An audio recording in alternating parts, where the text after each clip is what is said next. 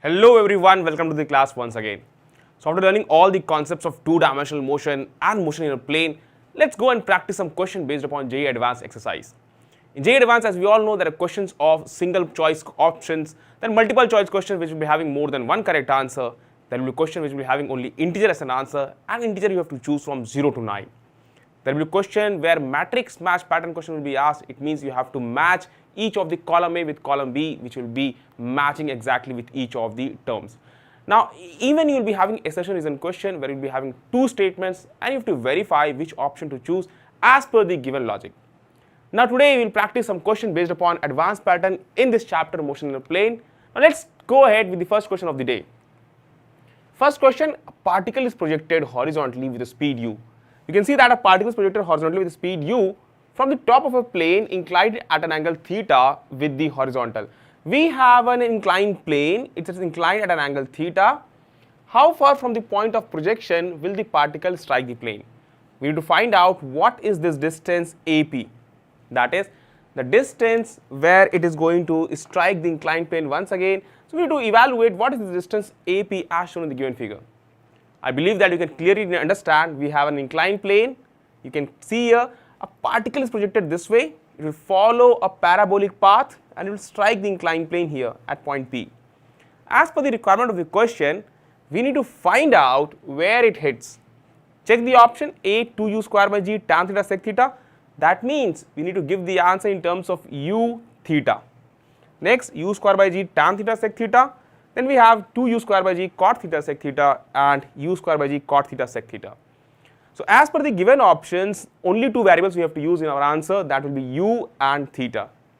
You all must be knowing how to go ahead with the projectile motion. This is a question of projectile motion where it is projected horizontally and on an inclined plane, from the top of an inclined plane. Let's go ahead and let's draw the diagram. How will it look like? You all must be knowing about the inclined plane. This is how the inclined plane looks like.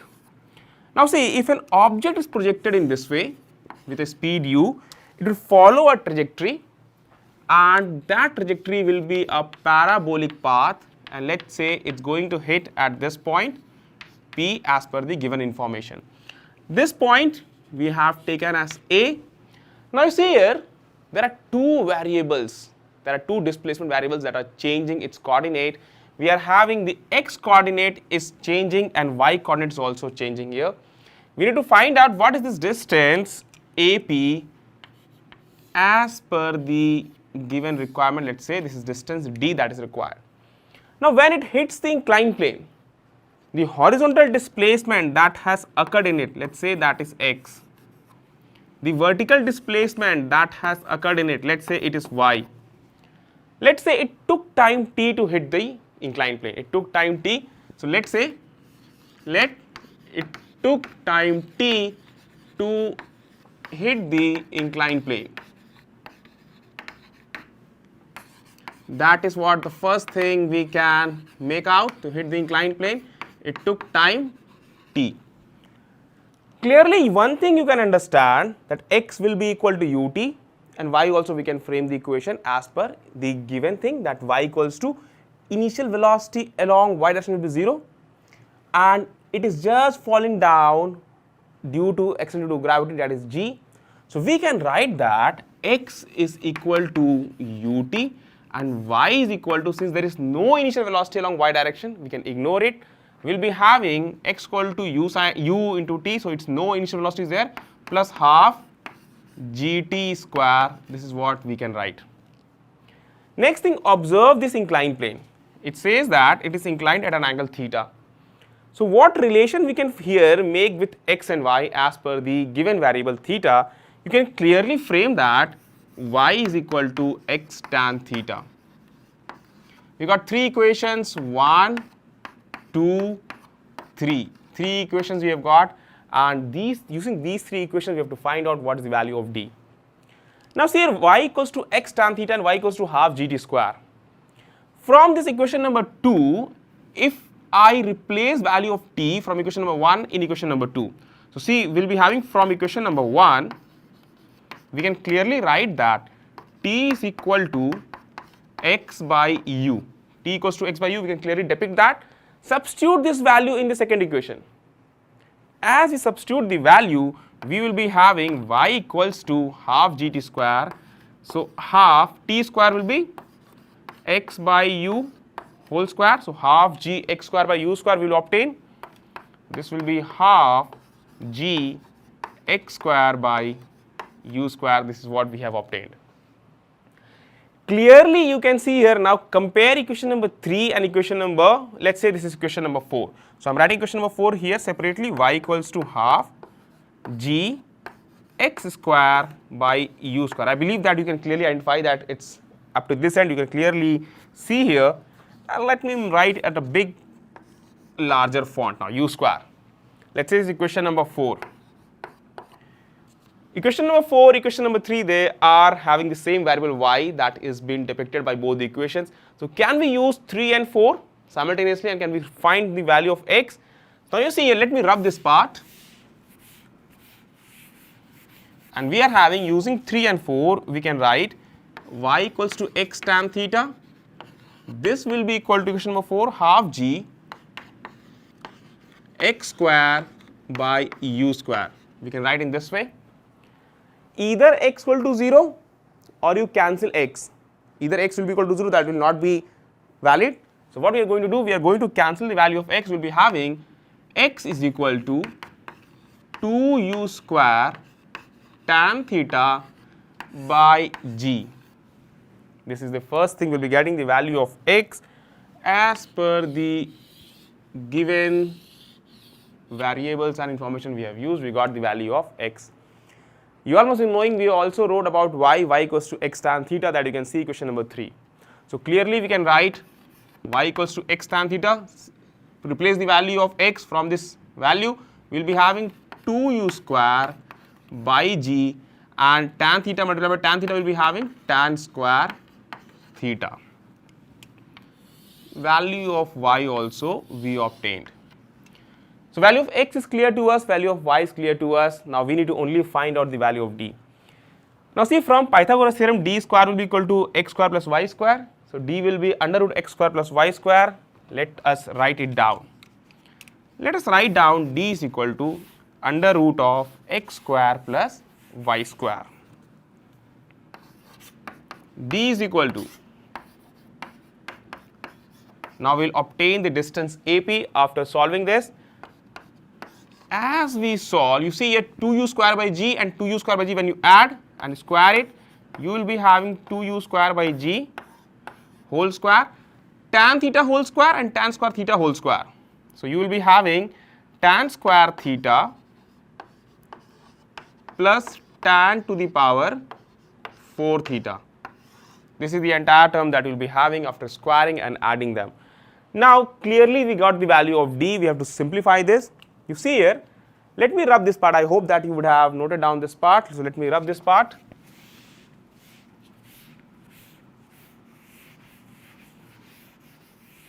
And let's go ahead.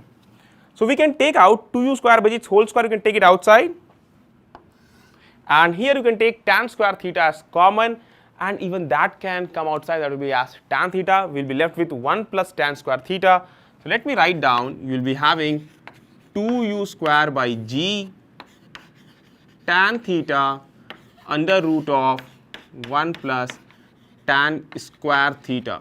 Clearly you can identify 1 plus tan square theta is sec square theta. So sec square theta under root of it, you will be having sec theta.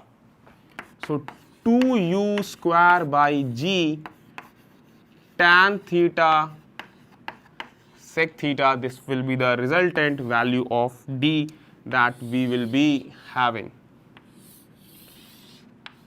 2u square by g tan theta sec theta, this is the value of d. Let's check with the option. Option number 8, 2u square by g tan theta sec theta, that clearly matches with our response. This is the right answer for this. Rest, here 2 is missing. This is also cot theta not correct, incorrect. Option number A is the correct answer for this question.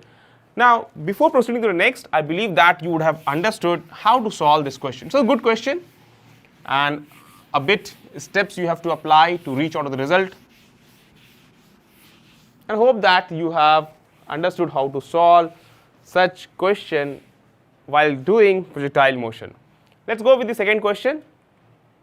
Particles P and Q, we have one more thing here, let me rub it, of mass 20 gram and 40 gram respectively are simultaneously projected from point A and B on the ground.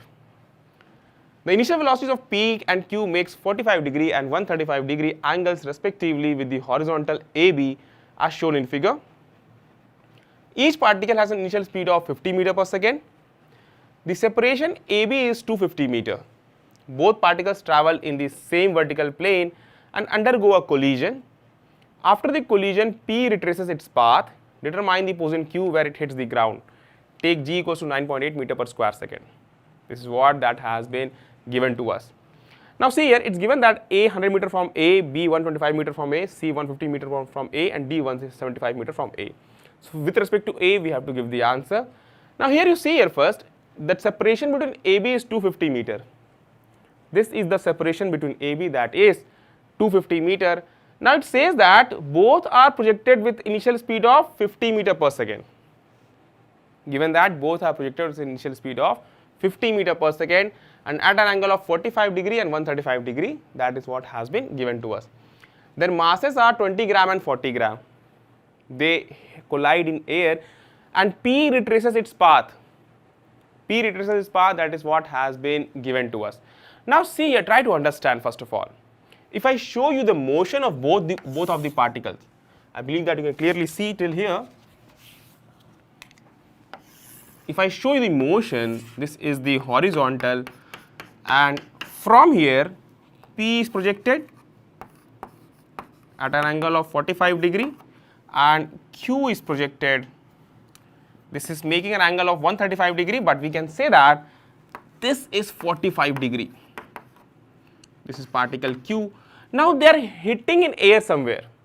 They are hitting in air somewhere and P is retracing its path. Now try to understand, if P is retracing its path, so where are they going to hit? First of all, we need to understand where are they going to hit. So if you take it, if they take its projectile motion somewhat like this and Q's one somewhat like this. Now as they hit here, P goes on retracing its path, so by symmetry you can understand that they are going to hit at their maximum height position. That is the point where they are going to hit. So at their maximum height, P and Q are going to hit itself, both the bodies, and P will start tracing its path backward because it is not having any vertical velocity. So what it will happen, it's vertical, again it's going to collide, both particles going to collide, and P is going to retrace its path. So from symmetry we can say that as it is retracing its path, we can say that they are going to collide at the highest point. First of all, so they collide at highest point. This is the first thing, since both are projected with same speed, their highest point will be same. Second thing, let's go ahead. Now we have to find out where does Q hit the plane. First of all, can you understand what is the horizontal velocity of P? Let's say each of them are having a velocity u with which they are projected. So P and Q both will be having u cos 45 along this direction, and this will be also u cos 45 along this direction as shown. Both will be having this velocity. At the highest point, only horizontal velocity will be existing. So if we conserve the momentum at the highest point before collision and after collision, there is no external force acting on the system, so we can conserve the momentum. Conserving momentum both at highest point for both the particles. So we can clearly state that initial momentum is equal to final momentum, and let's say after colliding, the value of velocity of Q, horizontal velocity, we are talking about collision along horizontal direction. So let's say it rebounds back with a velocity v. P is going to rebound back with the velocity same u cos 45 because it's retracing its path. So it is going to rebound back with the same velocity u cos 45. Let's say Q is rebounding with the velocity v. Now initial momentum and we are taking right hand side direction as positive, and automatically left hand side direction will become negative. Now see, for P, its mass is given as, 20 gram, for Q it's given as 40 gram. So now you see, I'm going to write mass of P multiplied with U cos 45. Its momentum I have written down. Now see, minus mass of Q into U cos 45 degree is equal to, now clearly you can depict the final momentum. Final momentum of P will be along left hand side, that will be negative. So minus mass of P U cos 45 degree, and here you see, let's say its velocity we have taken V, so plus mass of Q into velocity of Q that we have taken as V along the horizontal direction. Now see, we have to only use all the variables and calculation is only left with. So we can write mq into V. If we make this as a subject, implies that mass of Q into V is equal to mass of P into U cos 45, that is 20 gram into U cos 45. So let us keep it as U cos 45. Then here mass minus mass of Q, and here plus MP U cos 45. So plus 20 U cos 45. We are going to obtain plus 20 U cos 45 degree. I have taken this term this side, now minus MQ U cos 45 degree. Mass of Q is 40 U cos 45 degree. Can you understand? Mass of P U cos 45 plus mass of P U cos 45. That means 40 U cos 45 minus 40 U cos 45. We will be having this as equal to 0. This will come out to be equal to 0. So clearly you can say that if this is equal to 0, that means V will be equal to 0. That means there will be no horizontal velocity for the particle Q. If Q is not going to have any horizontal velocity, that means what will happen? It is going to come at rest still. Just momentarily it will come to rest, it is having no horizontal velocity, and it will fall down. Q is going to fall down. Clearly you can understand from the figure only, it is because since both are having same initial horizontal velocity, both are going to hit at the highest point. This is 250 meter, they are going to hit and it's going to fall halfway.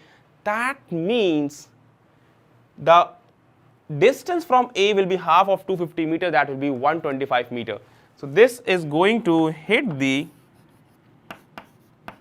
horizontal at a distance of 125 meter from A, that we can clearly identify. I hope that is clear to you all. Let's check with the options. 100 meter from A, no. 150 meter from A, no. 125 meter from A, yes. Option number B, 125 meter from A, that's the right answer. Rest all options are incorrect. I believe that how logically, how smartly you can think in the day of your examination to reach on to these steps. I believe the first part is clear, why they are hitting at the highest point and why P retraces its path, and why then again we conserve the momentum. Then only we can talk about that Q is going to come down straightway at the midpoint of the horizontal. Let's go ahead with the next question. I hope you would have taken down this part. It was a good question. It has been asked in previous year JEE examination. We have changed some value of variables, but the pattern is same. Let's go ahead with the next question. Next question of the class, question number 3. 4 persons KLMN are initially at the 4 corners of a square of side D. Each person now moves with uniform speed V in such a way that K always moves directly towards L, L directly moves towards M, M directly moves towards N, and N directly moves towards K. The 4 persons will meet at a time given by A d by V, B d by 2V, C d by 2d by V, and D d by 3V. 4 persons KLMN. One of such question we have done in the class also. Now see here, these are 4 persons K, L, M, N. Already one question of this pattern we have done in one of the exercise. Now see here, K is always targeting to move towards L, L is always targeting to move towards M, M is always targeting to move towards N, N is always targeting to move towards K. So all are seeing each other and all targeting to move towards each other. So how are they going to move? Now see, in a very small time, L will be reaching somewhere here, M will be reaching somewhere here, N will be reaching somewhere here, and K will be somewhere here. So K's target will be to reach here. For a very small time I am depicting this figure. So this see, square edge, this is square whose initial edge length was D. This is what has been given. The initial edge length of the square was given as D. They are moving towards each other with a velocity V. This is what that has been given. Now see here, if you compare, if you see the figure, if you see the symmetry, each of the particle is targeting towards move each other. They will meet at the center of the square, and I am marking it as O. Now talk about the effective displacement you see for K, it will be towards O. Effective displacement of K will be towards O. This is what you can make out. Now see, this length is D, you can easily find out this length KO, initial KO length you can find out. Now if I take this point, I am not writing O, I am writing this point as A. The length AO will be how much? That will be equal to, see here, this length is D by 2. This length will become D by 2 divided by cos 45.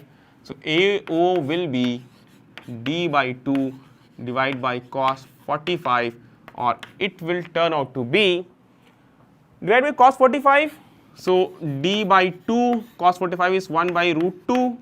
Root 2 by 2 you will be having D by root 2. This is the length AO. Now see, velocity is, here you have taken V, its component along this side will be V cos 45 degree. So velocity component along along AO, velocity component along AO, that will be equal to V cos 45. So write it as V cos 45, that will come out to be V by root 2. So we got it. So you got the displacement, you got the velocity with which it is projecting along this direction. Clearly the time will come out to be displacement upon velocity. So that is D by root 2 divided by V by root 2. So you are going to have D by V as the time. I believe that you have understood what about this time that we have evaluated, that comes out to be D by V. Good question. If you know the logic of to proceed with this question that I have explained in one of the exercise also, you can have the idea how to solve this question. Again, this is a previous year question which is quite good for us to practice what kind of questions comes in the examination. Option number 8, D by V, that's the right answer for this question. Rest all options are incorrect, as we can see. Let's proceed with the next question, and I believe that you are getting how to solve question, what kind of questions do appear in your examination. Next thing, next question of the class, question number 4. A particle is projected from the ground with an initial speed of v at an angle theta with horizontal.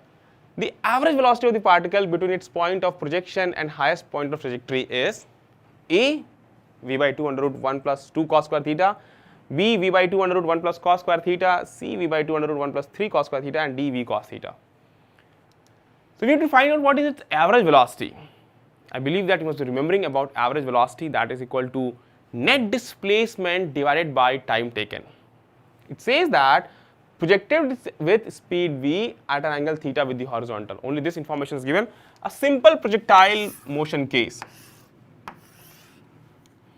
Particle is projected, it will move, it's going to hit the inclined plane, the horizontal. Now let's say this is the highest point of its trajectory, and we need to mark what is its average velocity. Let me say this distance is, this is highest point, let's say it's point P, this is O, and let's say this point is Q. Average velocity, so we need to find out what is this length OP divided by time taken to reach point P. So average velocity, in this case, we can write it as length, because displacement will be OP, that's quite clear to us, and half of time of flight, because the time taken will be just half. Now you see here, this length will be how much? This length will be r by 2. This length will be the h max, which I will be using h for it. H max is equal to h we will be using. Both the formula we have already derived in our class for projectile motion. Range is how much? Range, you must be knowing that it's u square sine 2 theta by g. So r by 2 will come out to be u square by 2 sine 2 theta. This is what you can make out. Next thing, what about height of maximum height? H is equal to u square sine square theta by 2g. We have this, and time of flight, you know, 2u sine theta by g. So half of time of flight will be u sine theta by g, because total time of flight is 2u sine theta by g. So half time of flight will be 2u sine theta by g. That is what we can write. That is depicted by t half. Now t half we got that we will use for dividing, and before that we need to find out this value OP. OP clearly you can make out. OP will be under root of range by 2 whole square plus height max whole square. R by 2 u square by 2 sine 2 theta, and here we should have also g that we have not depicted, that we should write, and next we should be having h whole square u square by 2g sine square theta. So first of all, since you see, if I take whole square r by 2 and h, if I take it, you will be seeing that u square by 2g and whole square, that can be taken as common. You can take it as outside. U square by 2g can be taken as outside. You will be left with sine 2 theta whole square and sine to the power 4 theta. So sine square 2 theta plus sine to the power 4 theta. If you are aware about the trigonometrical equations, how to resolve them, let me use this part of what is not required. So I believe that you would have taken down this, and let's go ahead using the entire part of the board. Only part you have to simplify this. Can you write this as u square by 2g sine square 2 theta? Sine 2 theta is 2 sine theta cos theta. So this can be written as 4 sine theta cos theta. So sine square theta cos square theta plus sine to the power 4 theta. Sine square theta can be taken common, and it will come outside. You will be having u square sine theta divided by 2g. You will be having this, and here you will be having 4 cos square theta plus sine square theta.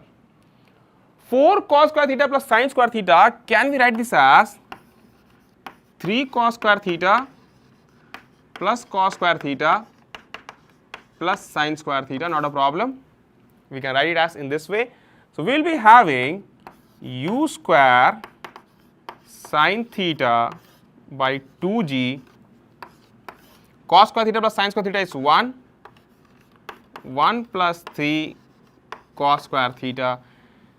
So we got the value of this length. You can clearly see OP, we have got the value. In simple terms, u square sine theta by 2g, and we have under root 1 plus 3 cos square theta. Next thing, only thing we need to divide by time, half of time of flight. So if we do that,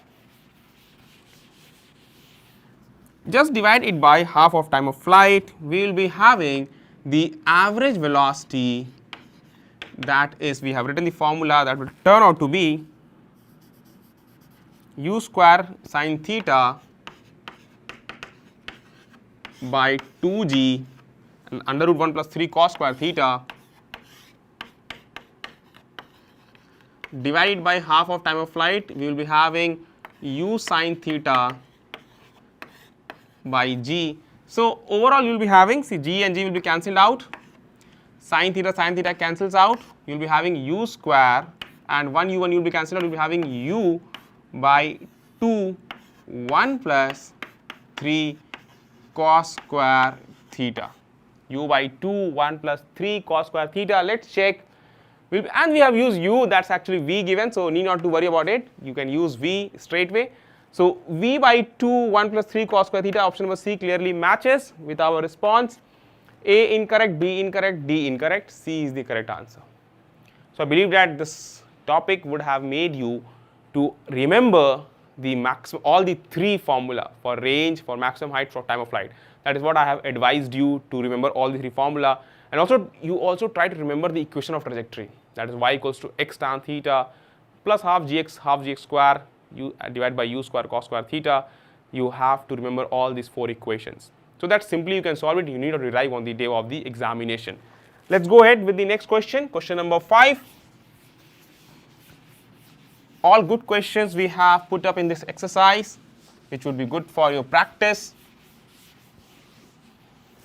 Let's go ahead with the next question of the class. Question number 5. Two guns situated on the top of a hill of height 10 meter fire one shot each with the same speed 5√3 meter per second at some interval of time. One gun fires horizontally and others fire upwards at an angle of 60 degree with the horizontal. The shots collide in air at point P, g equals to 10 meter per square second. Find the time interval between the firings, and the coordinates of the point P take origin at the point foot of the hill right below the muzzle. Okay, this is a more than one option correct question. You can be having 1 or 2 or 3 options correct. You check the option, t equals to 1, t equals to 2 given. C 5√3 meter, 5 meter, and D 2 meter, 1 meter, 3 meter. Coordinates and time have been given, so maximum 2 options can be correct. A minimum at least 1 option has to be correct. If you mark all the correct answer, you will be getting plus 4 marks. If you mark only one answer as the correct, you will be getting plus 1. And if you mark with 2 correct, if you mark any extra option that is incorrect, you will be getting negative mark for it. So be aware about the multiple choice question, mark them quite wisely. Now let's go ahead. You see here, you must have read the question, you must have understood the scenario. It says that from the top we are firing 2 bullets, 2 shots you are firing, one horizontal and one making an angle of 60 degree with the horizontal. This is the second bullet that has been fired. Given that u is same, that is 5√3 meter per second for both of the shots. It says that both meet in air and collide. So see the kind of path that both will be following. This will be following a path something like this, and this will be following a path something like this. Now see, first of all, let's try to understand. It has been asked, what is the time gap between both of the shots? What is the time gap between both of the shots? You see here, they both collide, and both, now check the horizontal speed, because both are colliding. Check the horizontal speed. It is having u cos 60 degree. The second particle's horizontal speed will be u cos 60 degree. That means lesser than u. So try to use logic and understand that which particle will be fired earlier. This particle has to be fired earlier since it takes more time to reach here. Horizontal displacement is same, horizontal velocity is different. So it has more horizontal velocity, it will be shot next, it will be shot earlier. The shot earlier, I am marking this as particle 1, this is shot next, I am marking this as particle 2. Now try to understand, let's say it has taken time t1 to cover this entire motion to reach this point P. This is what has been given. You see here, one gun fires horizontally and other fire upwards at an angle of 60 degree with the horizontal. The shots collide in air at point P. So we have marked at point P. Find the time interval between the firings. So time interval we have to find out. So we need to find out, if I have marked that this takes time t1 and this takes time t2, since it is taking more time, our target is to find out t1 minus t2. This is our target, and coordinates of point P. This is what we need to evaluate. Now see here, both are covering same horizontal distance. X, I have marked that as the same horizontal distance. So can we write as, for particle 1 you see, for particle 1, if I write x, that will be given as u cos 60 degree multiplied with time t1. U cos 60 degree multiplied with time t1, equation number 1. For this one, second particle, you see x is same, u is horizontal velocity is u, so u into t2.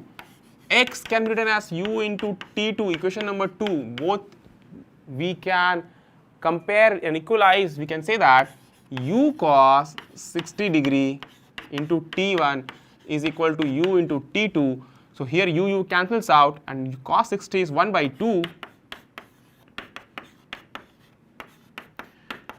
T1 is equal to twice of T2, equation number 3, which is what you have to remember. T1 equals to twice of T2. So I am writing one equation here separately. T1 is equal to twice of T2. This is what I am writing. Now second thing you see, let's say the vertical displacement that has been occurred in both, that is y. Again, let's frame the equation for vertical displacement. This is what we have used, so I am rubbing it. I believe you have taken note of this. For vertical displacement, you see, for first particle, let us take downward direction as positive. So upward velocity, that will be u sine 60 degree. You see here, this velocity is u sine 60 degree.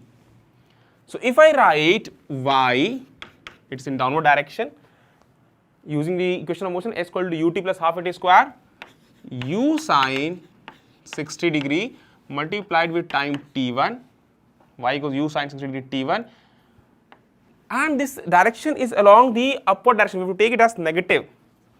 So I will be using a negative sign here, minus u sine 60 degree multiplied with time t, s equal to ut plus half at square plus half g t1 square. This is what we can mention. This equation we got. Next thing you see, for particle 2, initial velocity along vertical is 0. So you can use for particle 2, y is equal to no initial velocity, so need not worry about it, only it will be half g t2 square. Let us say this equation number 4, equation number 5. Compare both the two, and we can write t1 equals 2 t2 also. So we can write minus u sine 60 degree into t1 plus half g t1 whole square is equal to half g t2 whole square. Clearly, from comparing both the equations, we can write it in this way. Now put up the values and reach on to the final value of t1. Let's substitute t1 equals twice of t2. When t1 is twice of t2, you can write this as minus 2u sine 60 is root 3 by 2 into t2 plus half g, and t1 is again 2 t2, so this will become 4 t2 whole square. So let me use here g, and 4 t2 whole square is equal to half of g t2 whole square. This is what we can write it down.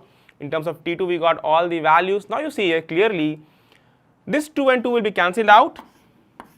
U is given as 5 root 3, so I'll be using the value now.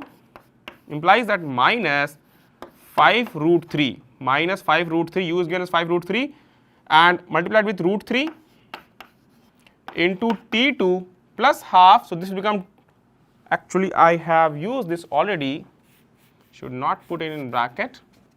This will be t2 whole square. This will become plus 2g t2 whole square is equal to half g t2 whole square. This is what we can write it down.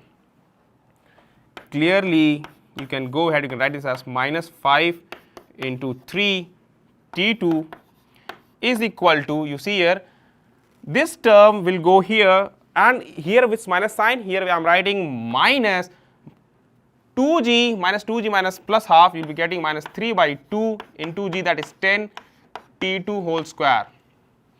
From here clearly you can find out that the value of t2 will come out to be 1. t2 you got at is, you have got value of t2 as 1, that is the first thing that we have obtained. Next thing you see here, t1 will be twice of t2, so t1 you will be getting as twice of T2, that is equal to 2. And we need to find out T1 minus T2. So T1 minus T2 clearly comes out to be 1 second. So T1 minus T2 will come out to be 1 second. So first thing we obtain the difference of the time gap, that is actually equal to 1 second. Now position coordinates. We need to find out the value of y, we need to find out the value of x. Already have rubbed the equation. I believe that both of the equations you will be having with you. And we have the value of time. You see y is actually half g t2 whole square. And x I'll be writing again once again. Let me rub this part. This we do not need.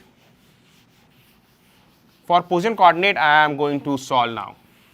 Prior to that you see how y equals to half g 10 T2. T2 is how much? We have already estimated that as equal to 1. So this will be equal to 1 whole square. This will turn out to be 5. Y equals to 5 we got. Now for x, we have written x as, if you remember in your copy you can take down, it is u into T2. We have written u into T2. That is 5 root 3 multiplied with 1. So we got the value of x as 5 root 3 meter and y as 5 meter. Position coordinate we need to find out. X we got as 5, y you got, 5 root 3 is the value of x, and this y is equal to 5. Now this value will be how much? The total height from the ground was 10, that is given. You can check here. Fired from 2 guns on the top of a hill of height 10 meter. Total height is 10 meters, so this will be 10 minus 5 equal to 5. This is 5 root 3. So position coordinate of P will come out to be 5 root 3 comma 5, and both are in meters. You can depict their mm and m. We got the position coordinate of P also. Let's check the option. T equals to 1 second correct, and C is for the position coordinate of point P. I hope that this question would have enabled how to solve such kind of question, more than one choice question. Lengthy question, but you have to proceed with speed and you have to reach on to the accurate result. So all these questions were quite good questions that we have discussed. We'll be discussing some more good questions in the next class of this exercise, that is JEE Advanced exercise. Till the time, do practice good questions. I will meet you all in the next exercise. Thank you everyone. Wish you all the very best.